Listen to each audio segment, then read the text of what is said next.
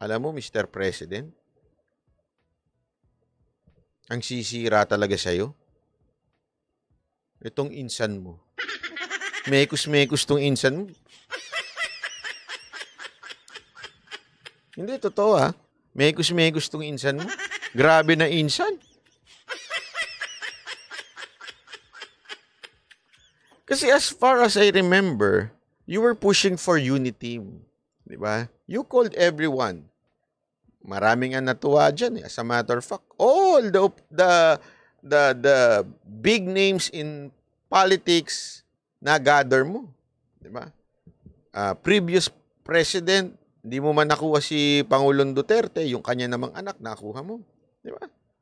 Ano andyan ka sa unity. Oh.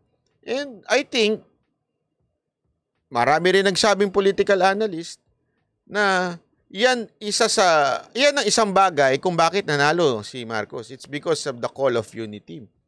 We criticize you for your platform na unity, pero in the long run, talaga namang effective siya.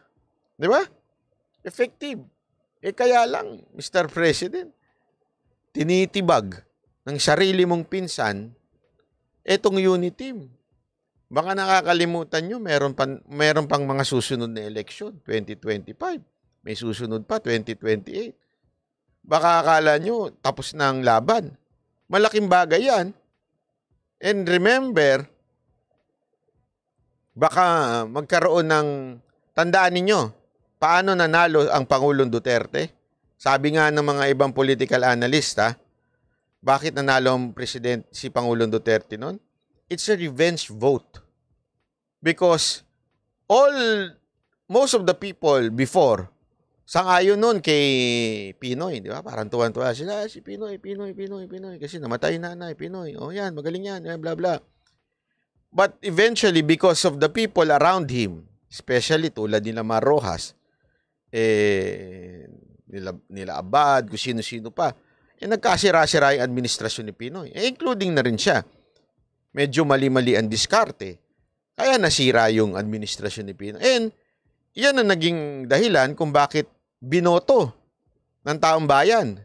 Di ba? Ito si Pangulong Duterte. Revenge yun . Ayaw na nila sa ganong klaseng presidente. Ayaw nila. They want new faces, new diskarte. Yun naman ang nangyari. Nanalo ang Pangulong Duterte. Di ba? Ngayon, ako po, here we go again.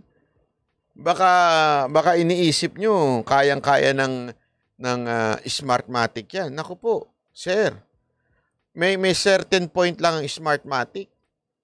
Pero pag nag-revenge voting ang tao, especially itong napaka-importante nitong itong 2025 election, napaka-importante ito. Kung sino man naman nanalo sa Senate, may ibig sabihin yan. Kung mga kaalyado ng presidente ang mananalo sa Senado, medyo ibig sabihin talagang maayos pa ang imahe ng ating presidente pag siya ang nagdala. Pero kung ang nanalo ay mga kaalyado ni Gloria at ni Madam VP Sara Duterte, ako, maniwala ho kayo. Totoo. Hindi ako feeling ko Feeling ko magkakaroon ng sariling listahan ang kampo ni VP Sara Duterte at ni Gloria sa ginagawa ni Romualdez. Noong una, marami nagtatanong. Actually, isa sa mga tinanong sa akin ng isa sabi nila, ano sa tingin mo? Separate ang listahan ni Ferdinand Marcos, si Bongbong Marcos, at ang ni Sara Duterte, separate sila ng listahan? Sabi ko noong una, I don't think so. I think same pa rin sila ng listahan pagdating sa ikakampanya para sa Senado sa 2025. Sa tingin ko, same pa rin. Okay? Kasi nga, wala pa to si Tambaluslos. Hindi pa ho ito sumasali sa eksena. Di ba? Si Tambaluslos. Pero nung pumasok si Tambaluslos, na iba usapan. Sa ginawa ni Romualdez dito kay Gloria, na iba na kwento. Sa tingin ko, ngayon magkakaroon na ng ibang listahan ang kampo ni Gloria at ni Sara Duterte compared dito kay Marcos. It's because of ginawa nito ni Romualdez. Sa tingin ko and I think sa akin, sa tingin ko mukhang may sabi nga nila, may divine intervention.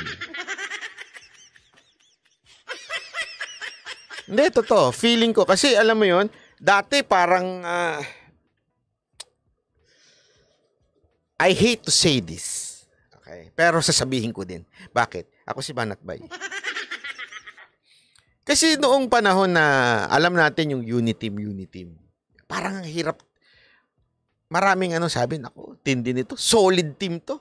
For the first time, ang presidente at ang vice president, they are united as one. Matuwan-tuwa mga tao. Di ba? Mahirap tibagin ang isang united president and vice president. Maraming ang nagsabi nun. Di ba? Marami, dito, serious to, dito sa channel ko, dami nagsasabi niyan. Dito sa channel ko. Ang daming nagalit kay Vice President Sara Duterte dahil sa pagsama niya kay Marcos. Marami nagsabi niyan. Tama, mali. Dito sa channel natin. Galit na galit kayo kay Sara Duterte no, di ba? Bakit? Kasi nga, kumampi. Tingnan nyo walang ginagawa ang oposisyon. Walang ginagawa tayo mga hindi sumuporta sa Uniteam. Di ba? Wala tayong ginagawa nun. Para tibagin. Kasi alam natin hindi matitibag. Matibay itong love team nila May love team pa sila pakuno. Di ba? Corning-corny ako doon sa love team nilang ganun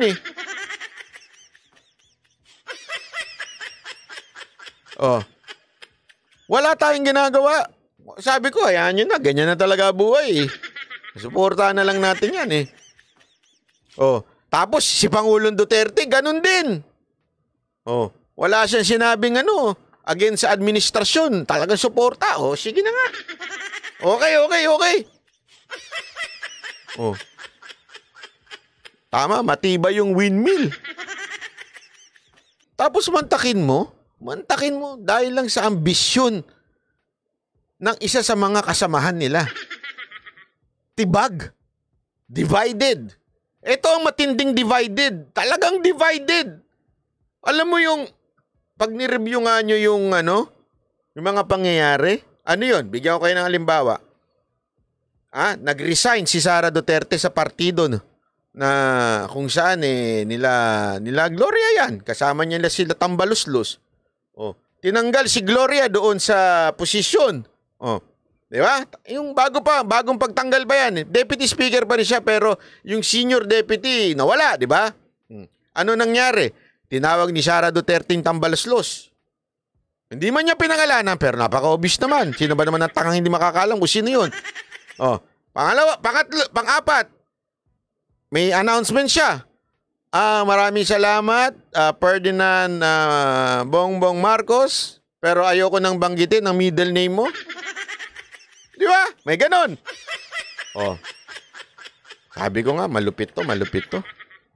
Etong huli, talagang isnaban. Nung nagkita, hindi nagtinginan. Talagang umalis. Nilayasan pagkatapos mag-speech ni Marcos. Alam na nating may problema. Ano pa? Etong huli, pangyayari kay Gloria. Talagang wala na. Siba ka na bilang Deputy Speaker. Tandaan ninyo pareho ng partido yan. Lakas yan pareho. Yung isa may lakas tama. Itong isa, malakas talagang bilang maliit. Isipin nyo walang ginawa ang kalaban para buwagin sila. Tayo mga kritiko, wala rin tayong ginawa para buwagin sila. It's because of their greediness. Kaya, nabuwag. I'm not saying greedy si Sara Duterte. That's not my point, May isang greedy dyan. Alam naman natin kung sino yun. Because of the ambitious mamal. Nasira ang kanilang unity team. Kaya nga alam mo, Mr. President, matagal ko na sinasabi to. Paulit-ulit ko na sinasabi to eh. If you will allow this to happen, masisira ho ang inyong administrasyon na sinimulan ninyo sa napaka lakas. Totoo lang, malakas talaga. Malakas sila. Walang biro. Ha? Kumanta ba naman ng bagong Pilipinas? Si Andrew E. Ang lakas nun. Ang lakas ng simula nila. Pero, wala tayong ginagawang Kita nyo naman. They were separated, divided by a mere sabi ko nga, antindi nung pinagkahiwalay nila.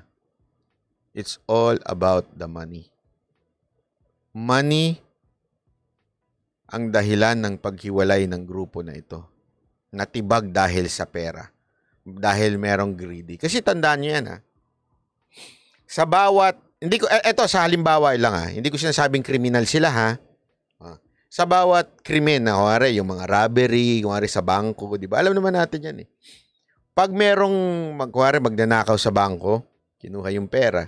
Pag merong isang doon sa gang na nag-bank robbery, di ba?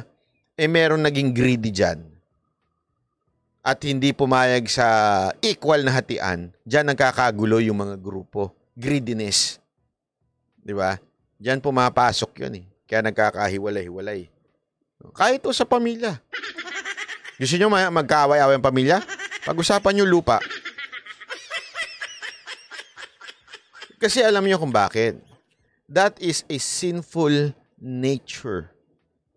Kaya nga